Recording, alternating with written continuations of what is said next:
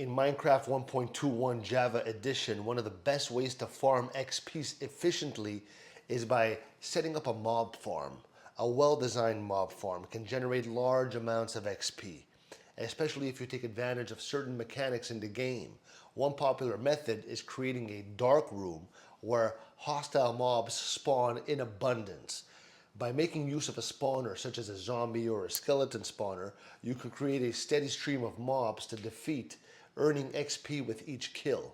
Another effective XP farm involves farming endermen in the end. Endermen are a great source of XP. They drop a significant amount upon death.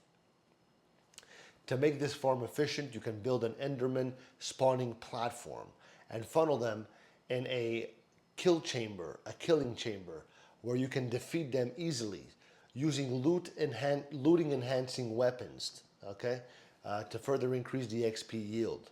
For a more passive XP farm, guardian farms in ocean monuments are also excellent.